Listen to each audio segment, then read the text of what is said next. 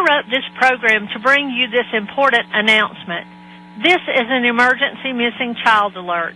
Levi's call, Georgia's Amber Alert.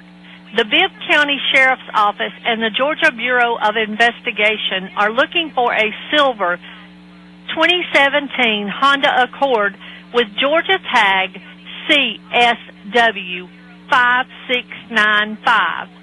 On February 20th, 2023, Malachi Walker, a 4-month-old black male, was abducted by Eternity Beeman Allen, a 13-year-old black female, and was last seen at 5451 Bowman Road at Publix in Macon, Georgia.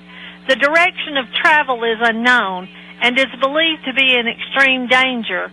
If you have any information on the silver 2017 Honda Accord with Georgia tag CSW 5695 or the whereabouts of Malachi Walker, please dial 911. The public can also provide information to GBI tip line at 1-800-597-TIPS and or the CSend app for iPhone and Android users.